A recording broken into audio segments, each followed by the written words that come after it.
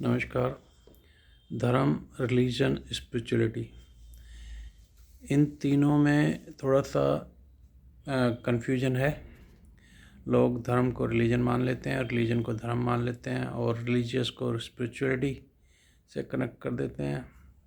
तो इस तरह की चीज़ें हैं। तो मैंने धर्म के ऊपर तो एक बार बता चुका हूँ। अब मैं चाहता हूँ कि आपको रिलीजन और स्पिरिचुअलिटी के बारे में बताऊँ, परंतु धर्म का एक छोटा सा रेफरेंस दे देता हूँ कि धर्म जो है हमारा जो राइटियसनेस है। हमारी वैदिक संस्कृति में धर्म का मतलब कोई ऑर्गेनाइज्ड रिलीजन नहीं है, एक राइटियसनेस ऑफ कंडक्ट है। तो जो भी आदमी का कंडक्ट सही है, या जो उसको एक अच्छी सोसाइटी को चलाने के लिए जो भी अच्छे कंडक्ट हैं, उनको हम धर्म बोलते हैं। जैसे सत्य है, अहिंसा है, क्षमा है, दया है, विद्या है, अक्रोध है, धैर्य है।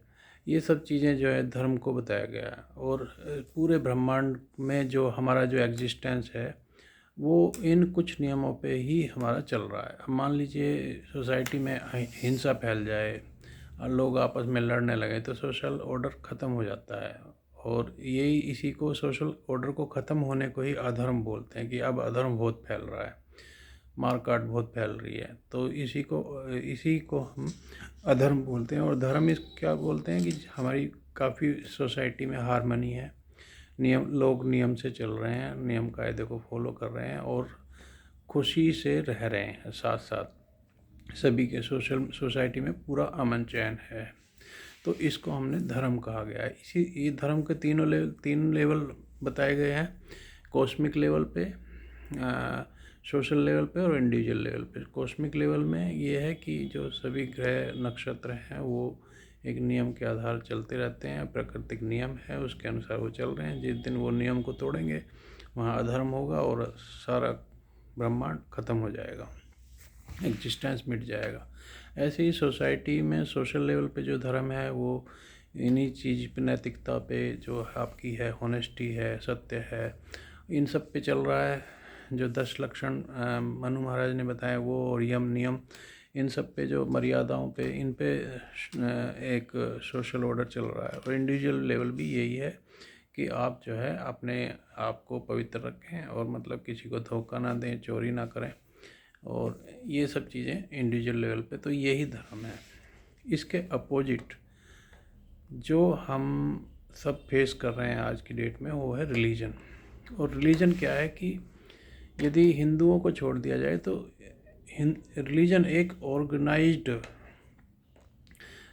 एक कलेक्शन ऑफ थॉट है। कुछ लोगों को किसी कल्चर से निकले, उन्होंने एक मान्यता बनाई कि ये हमारे ईश्वर हैं। उन्होंने एक आस्था, एक विश्वास में अपना मत जाहिर किया और उन्होंने अपनी एक पूजा पद्धति बनाई और एक कल्चरल सेटिंग उन्होंने बनाई, और वो एक ऑर्गेनाइज्ड वे में उन्होंने अपने आप रिलीजन को स्थापना कर दिया। एक ग्रुप ऑफ पीपल द्वारा जो है ये रिलीजन बनाया जाता है। इसका धर्म से कोई लेना देना नहीं है। ऑफकोर्स हम मानते हैं कि रिलीजन और धर्म एक है, पर धर्म और रिलीजन को यदि देखा जाए तो उसमें कोई भी समरूपता नहीं मिलती है। अच्छा, जो रिलीजन है उसके कुछ एस्पेक्ट हैं, आप देखेंगे सभी रिलीजन में वो मिलते हैं। इवन दो आज के जो नया हिंदुइज्म है उसमें भी मिलते हैं। उसमें एक कल्चरल सेटिंग होती है, कुछ ट्रेडिशन होते हैं, रिचुअल्स होते हैं, उस पर वो रिलीजन चलता है।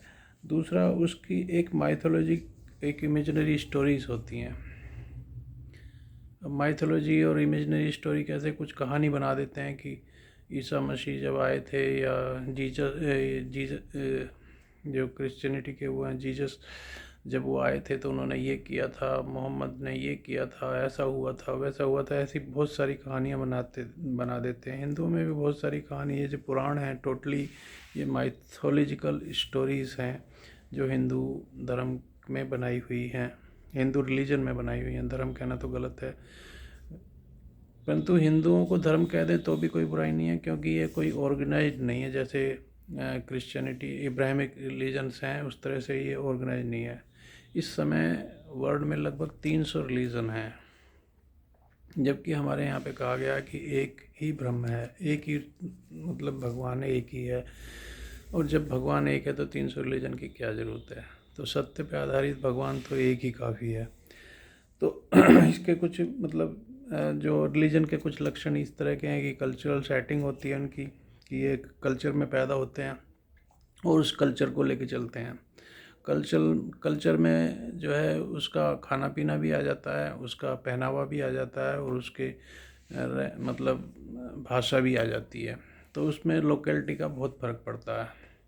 अब जैसे इस्लाम जो है अरब में पैदा हुआ, तो अरब का बहुत सारा इलाका जो है सूखा रेगिस्तान है। तो वहाँ पे उनका पहनावा जो अच्छा था वो ये था कि भाई अपने आप को जो है रेत से बचाएं। तो उन्होंने हिजाब औरतों के लिए बना दिया ताकि सिर में रेत वेत ना भरे और अपना सिर विर धोने में पानी वानी का ज़्यादा खर्चा ना हो। और पजामा ऊंचा पहनो, थोड़ा सा 4 इंच ऊंचा पजामा पहन लो। तो एक तरह एक ड्रेस कोड भी उनमें इस तरह से बन गया। उन्होंने अपनी एक पूजा पद्धति बनाई कि ऐसे ऐसे नमाज करना है और ये है। अच्छा, इसमें क्या है कि रिलीजन में एक आस्था चीज़ होती है, वो उनका एक विश्वास होता है। अब जैसे क्रिश्चियनिटी में भी बोला गया है कि जो जीसस को, या क्रिश्चियनिटी में, इस्लाम में, दोनों में लगभग एक 3 धर्म जो है यहूदी, क्रिश्चियन और इस्लाम, ये एक ही तरह के हैं। तीनों को अब्राहमिक रिलीजन बोलते हैं। इनकी बहुत सारी मान्यताएं एक हैं।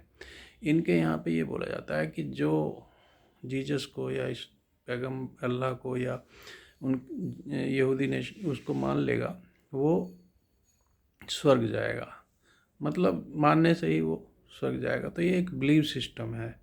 इसमें कोई आपको एथिक्स का कोई ऐसी ज़रूरत नहीं बताई गई कि जैसे हमारे हिंदू वैदिक सनातन धर्म में बताई गई है कि भाई ऐसा होना चाहिए वैसा होना चाहिए। ऐसा कुछ नहीं बताया गया। एक माइथोलॉजिकल स्टोरीज इनके होती है, एक इनकी बुक होती है, जैसे कुरान है, बाइबल है, वो एक किसी ने लिख दी है, वो उनको मानते हैं।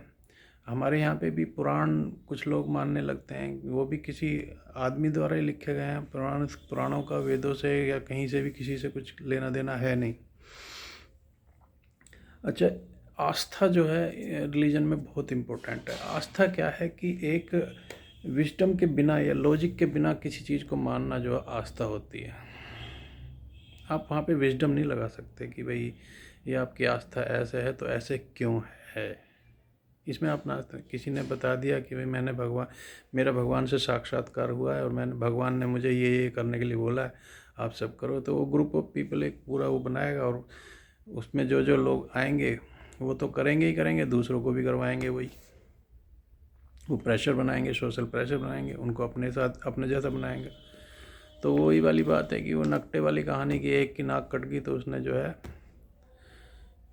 सबकी नाक काट दी। आपने सुनी होगी, एक राजा ने किसी चोर को जो है सज़ा दे दी कि नाक काट दी उसकी चोर की। तो वो जो है जंगल में जाकर रहने लगा और फिर बोला कि भाई मेरे को तो जंगल में रहने लगा। तो एक गांव में गया तो वहाँ लोगों ने पूछा कि भाई ये तो बहुत पहुँचे हुए महात्मा लग रहे हैं, तो इनकी तो नाक कटी हुई है। तो उन्होंने पूछा भी तुम्हारी नाक क्यों कटी हुई है। पहले तुम अपनी नाक कटवाओ तो तुम्हें ईश्वर के दर्शन होंगे। और ऐसे करते करते उस नकटे ने उस पूरे गांव की नाक काट दी। अब बोला कि भाई दूसरे को मत बताना। इस तरह से पूरे गांव की नाक कट गई। और बाद में ये घूम फिर के कहानी जब जो है राजा के पास पहुंची तो राजा के दरबारी भी नाक कटवा चुके थे और लास्ट में राजा ने भी अपनी नाक कटवा दी। तो इस तरह से एक रिलीजन जो है ऑर्गेनाइज्ड वे में काम करता है और अपने लोगों को एक उसको फैलाव करता है। उसमें रिलीजन में एक फियर होता है, पाप और पुण्य का फियर है, स्वर्ग नर्क का फियर है। तो नॉर्मली जो है हमारे यहाँ हिंदू धर्म में, हिंदू रिलीजन में जो है पाप पुण्य का है कि आप ऐसा करोगे तो ऐसा हो जाएगा, वैसा करोगे तो वैसे हो जाएगा। जबकि ऐसा कुछ होता नहीं है। कर्म, हम वैदिक सनातन संस्कृति जो है 2 चीज़ों पे चलती है, एक धर्म और एक कर्म। धर्म तो मैंने बता ही दिया, जो गुड कंडक्ट है, और कर्म जैसा आप कर्म करोगे वैसा आपको फल मिलेगा। परंतु अब्राहमिक रिलीजन में ऐसा कुछ नहीं है। वहाँ यदि आप ईश्वर को, मतलब उनके ईश्वर को नहीं मानते हो तो आप पापी हो। आप नर्क जाने के वो तो एक फियर दिखाया जाता है कि आपको स्वर्ग नहीं मिलेगा यदि आप जीसस को नहीं मानोगे या पैगंबर मोहम्मद या अल्लाह की उनको नहीं मानोगे। रिलीजन में एक मिडिल मैन भी होता है। मिडिल मैन का होना बहुत ज़रूरी है क्योंकि मिडिल मैन ही तो सारा मैनेजर है इनका। तो जैसे हमारे यहाँ पे पंडित होता है और इस्लाम में मौलवी होता है और क्रिश्चियनिटी में पादरी होता है, पोप होता है। इस तरह से कई लेवल पे ये लोग होते हैं। तो ये एक तरह का मिडिल मैन है जो इनकी शिक्षाओं को फैलाता है या उसकी तरफ लोगों को बताता है। धर्म में कोई मिडिल मैन का होना ज़रूरी नहीं है। यदि आपको प्योर होना है तो आप खुद ही होगे ना, दूसरा थोड़ी होगा, या दूसरे कहने से थोड़ी हो जाओगे। तो और एक बिलीफ सिस्टम है इसमें, और सारा जो रिलीजन है वो एक्सटर्नल एक्टिविटी पे है। अब इसमें हिंदू कहाँ पे खड़े होते हैं? हिंदू में और दूसरे रिलीजन में एक अंतर है कि हिंदू जो है ऑर्गेनाइज नहीं है जिस तरह से ये हैं। इन्होंने तो अपने इस्लाम में और क्रिश्चियनिटी में इन्होंने अपने स्कूल्स खोल रखे हैं।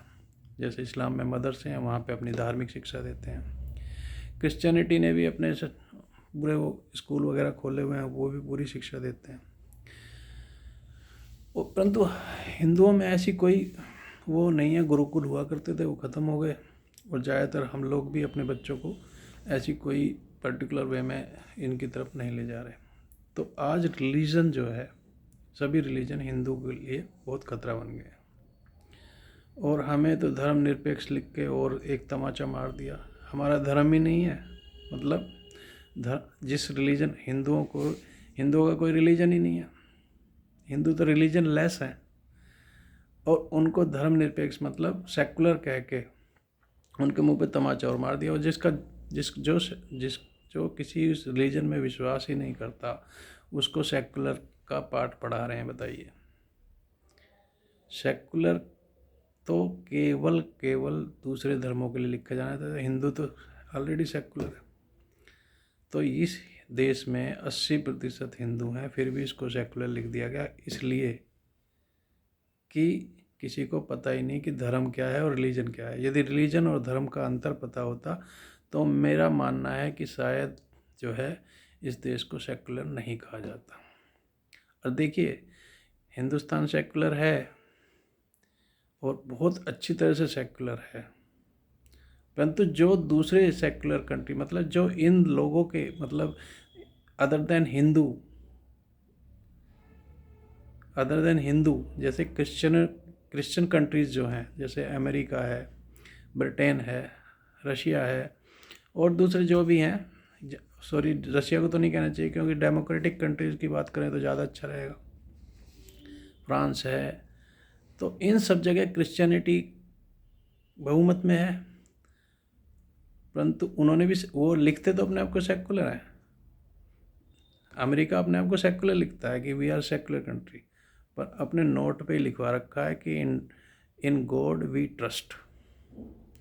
फ्रांस कहने को सेकुलर है, परंतु पूरा सिस्टम क्रिश्चियनिटी को होल्ड करने के लिए बना हुआ है।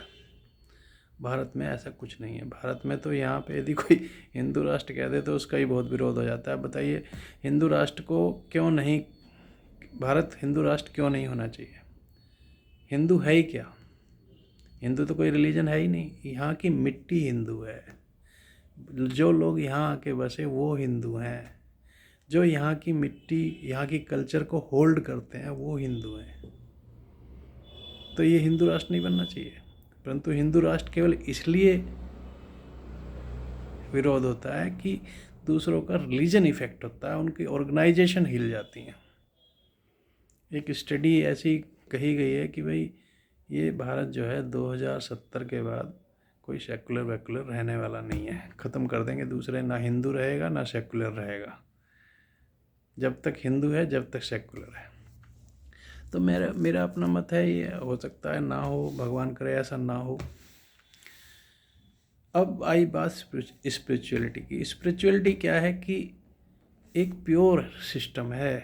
अपने आप को, जो रिलीजियस है वो बिल्कुल पाखंडी है। मेरा ये मानना है, चाहे वो हिंदू हो, मुसलमान हो, ईसाई हो, कोई भी हो, रिलीजियस है वो पाखंडी है। एक उन्होंने अपना सिस्टम बनाया हुआ है कि पंडित जी आएंगे, धोती पहनेंगे। अब धोती क्यों पहनते हैं पंडित जी? भाई पुराने ज़माने में क्या हुआ करता था कि कपड़े को सिलने का बड़ा प्रॉब्लम थी, सिला नहीं जा सकता था, तो उन्होंने एक कपड़ा अपने लपेटा और आगे। आज तो सिलना अवेलेबल है, सिलाई अवेलेबल है, तो आप उसका कुछ बनवा सकते हो, परंतु वो वहीं अटके हुए हैं।